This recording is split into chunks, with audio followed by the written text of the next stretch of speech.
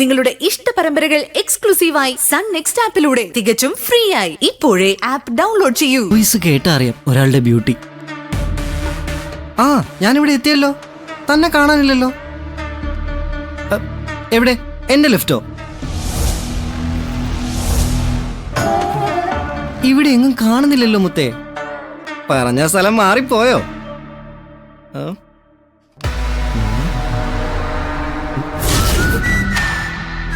ഇല്ലടാ, പറഞ്ഞ സ്ഥലം ഒട്ടും മാറിയിട്ടില്ല.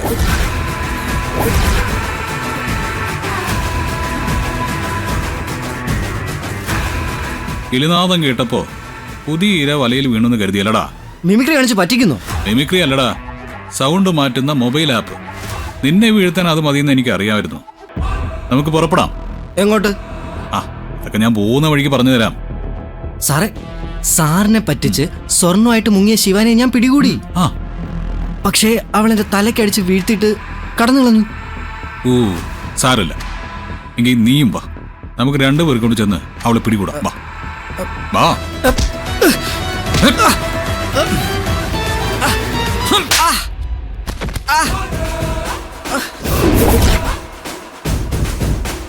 ഇവിടെ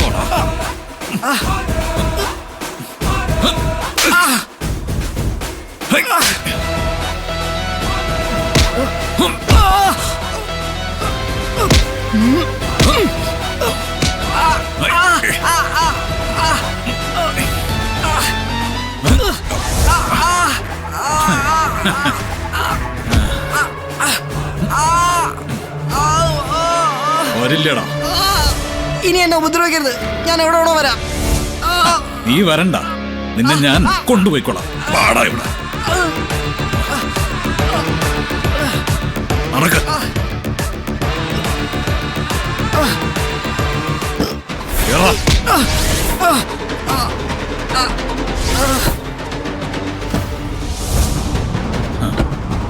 പോവാം.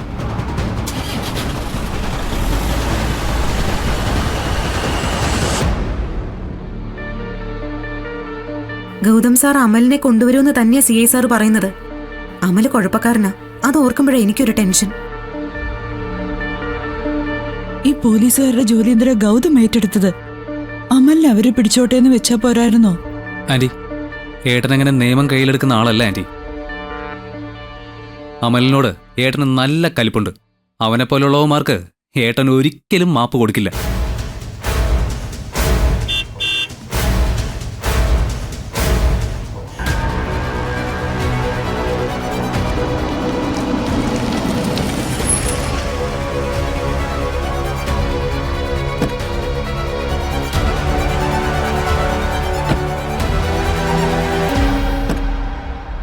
ഇറങ്ങി വാടാ.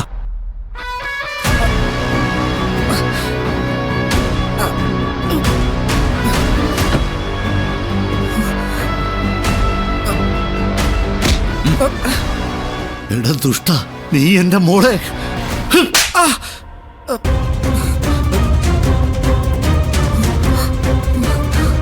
ആർക്കെങ്കിലും തല്ലാനുണ്ടെങ്കിൽ തല്ലാം. പോലീസിനെ ഏൽപ്പിച്ചു കഴിഞ്ഞാ പിന്നെ ഇവൻ പുറം ലോകം കാണില്ല. ഇനി എന്നൊന്നും ചെയ്യരുത് പ്ലീസ്. ഇങ്ങോട്ട് വാടാ. നടക്ക. ഇപ്പൊ അവനെ പിടികൂടി കാണും.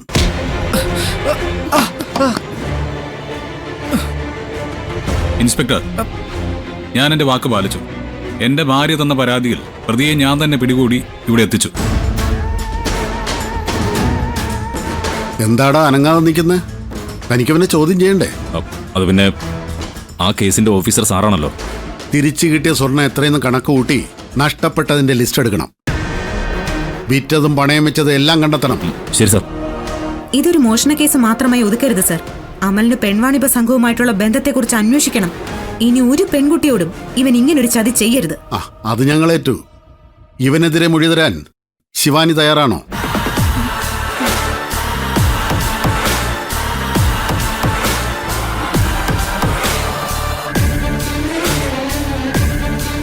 ശിവാനി, നീ എന്തിനാ അവനെ പേടിക്കുന്നേ? ധൈര്യമായി മൊഴി കൊടുക്ക.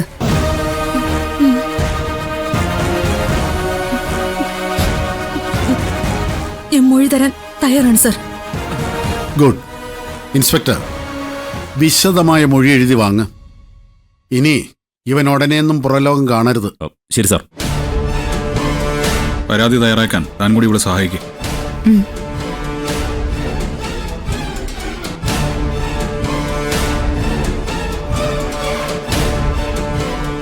ഗൗതം മോൻ പോയിട്ട് കുറെ നേരം ആയല്ലോ. ആ SI വീണ്ടും പ്രശ്നം ഉണ്ടാക്കുവാണോ? കൂടുതൽ വിളച്ചിലെടുത്താ അയാൾക്കുള്ള ട്രാൻസ്ഫർ അടിച്ചു കൊടുത്തിട്ടേ ഏട്ടൻ പുറത്തിറങ്ങും. അതിനുള്ള ആള് ഏട്ടന്റെ കയ്യിലുണ്ട്.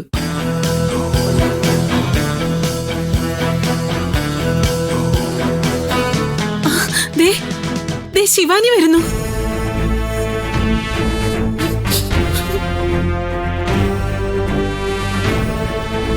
മോളെ, ശിവാനി.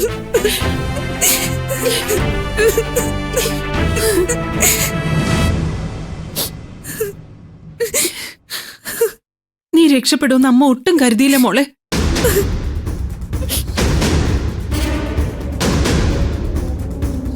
മോനെ, നിന്നോട് എത്ര നന്ദി പറഞ്ഞാലും മതിയാവില്ല. പഴയതൊന്നും ഓർക്കാതെ ശിവാനിയെ രക്ഷിക്കാൻ നീ വന്നല്ലോ. നടന്നൊന്നും പഴയ കഥയല്ല, അതൊന്നും ഞാൻ മറക്കുകയില്ല. എന്നിട്ടും ശിവാനെ രക്ഷിക്കാൻ ഞാൻ മുന്നിട്ട് ഇറങ്ങിയത് നിധിക്ക് വേണ്ടി മാത്രം.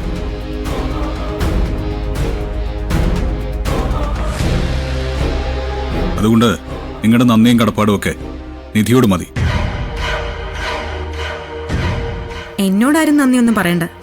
അമ്മാവനെ ഓർത്താ ഞാൻ ഇറങ്ങി തിരിച്ചത്. പിന്നെ രക്ഷപ്പെടണമെന്ന് ശിവാനി ആത്മാർത്ഥമായി ആഗ്രഹിക്കുന്നുണ്ടെങ്കിൽ രക്ഷപ്പെടുക തന്നെ വേണം. എനിക്ക് ജീവിക്കണം നിധി. എന്റെ വീട്ടുകാർക്ക് ഞാൻ കാരണം ഉണ്ടായ ചീത്തപ്പേര് എനിക്ക് മാറ്റിയെടുക്കണം. നല്ലത്. അതിന് എന്റെയും ഗൗതം സാറിന്റെയും എല്ലാ സപ്പോർട്ടും ഉണ്ടാവും. അതെ, നമുക്കെല്ലാവർക്കും കൂടി എവിടെങ്കിലും പോയി ആഹാരം കഴിച്ചാലോ? ചേച്ചി ഒന്നും കഴിച്ചിട്ടില്ല ഇതുവരെ. നീ എന്താ കഴിക്കാതിരുന്നത്? സമയം കിട്ടിയില്ല സർ. നിങ്ങൾ ആഹാരമൊക്കെ കഴിച്ച് പതുക്കെ വീട്ടിൽ പോയാൽ മതി. ഞങ്ങൾ പോവുക. അത് വേണ്ടെങ്കിൽ നിങ്ങളും വരുമോ? വേണ്ട ഗൗതമേട്ടാ, ശിവാനിക്ക് നല്ല ക്ഷീണം ഉണ്ടാവും. വീട്ടിൽ ചെന്ന് റെസ്റ്റ് എടുക്കട്ടെ. അങ്ങനെയാണെങ്കിൽ പ്രണവ്, നീ ഒരു ഡ്രോപ്പ് ചെയ്യേ. ഞാനും നിധി ഒന്ന് റൗണ്ട് അടിച്ചിട്ട് വീട്ടിലേക്ക് വരാം. നൈസ് ഐഡിയ ആണ്. കല്യാണം കഴിഞ്ഞ ഏട്ടനും ചേച്ചിയും ഇതുവരെ മര്യാദയ്ക്കൊന്നും ഔട്ടിങ്ങിന് പോലും പോയിട്ടില്ല. ഇന്നേ അതിന് പറ്റിയ ഒരു അവസരമാണ്.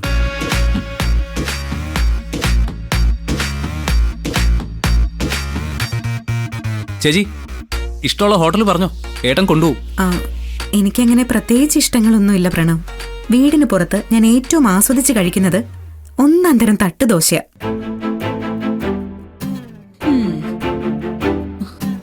യെസ്, തട്ടുദോശ എനിക്കും ഭയങ്കര ഇഷ്ടമാണ്.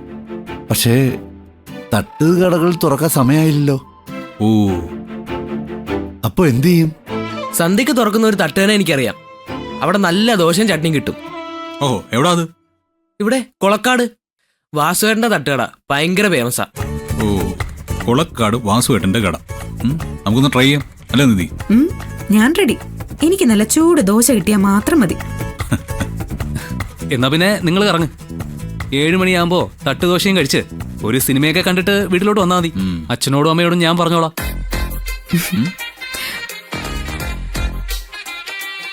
ഞാൻ രാത്രി വിളിക്കാം അമ്മേ. രാവിലെ വിളിച്ചാ മതി. നിങ്ങൾ ചെല്ല്. ശരി, വരട്ടെ. നിധി, ഞാൻ നിന്നോടൊരു താങ്ക്സ് പോലും പറഞ്ഞില്ല. അത് സാരമില്ല. ഇനിയുള്ള കാലം ചിന്ത കൊണ്ടും പ്രവൃത്തി കൊണ്ടും നീ നന്ദി പ്രകടിപ്പിച്ചാ മതി. എന്നാ വിട്ടോടാ. സന്ധ്യാവാറായി, നമുക്ക് പോയാലോങ്കിൽ. ശരി ശരി, വാ.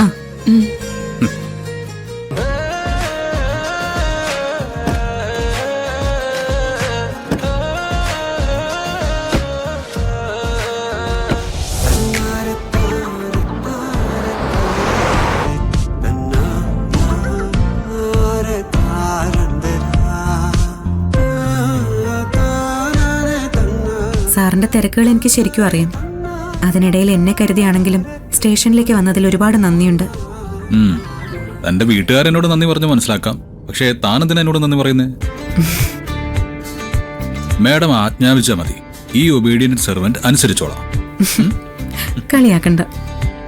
ഞാൻ സാറിന്റെ മാഡം ഒന്നുമല്ല. പിന്നെ ആരാ? ഞാൻ സാറിന്റെ വൈഫാണ്. വൈഫ് എന്ന് പറഞ്ഞാല് ഹസ്ബൻഡിന്റെ ഹൃദയത്തിന്റെ ഉടമയാ. അപ്പൊ എന്റെ ഹൃദയത്തിന്റെ ഉടമ താൻ. ഉടമസ്ഥയെ മേഡം എന്ന് വിളിക്കുന്നതിൽ എന്താ തെറ്റ്? ഭാര്യ ഭർത്താക്കന്മാർക്കിടയിൽ ഉടമ അടിമ ബന്ധം പാടില്ല എന്ന അഭിപ്രായക്കാരിയാണ് ഞാൻ. ഒരാൾ മറ്റേയാളിന്റെ ഹൃദയത്തിന്റെ പങ്കാളിയാവണം. സോൾമേറ്റ്സ്, അതാണ് ശരിയായ വാക്ക്.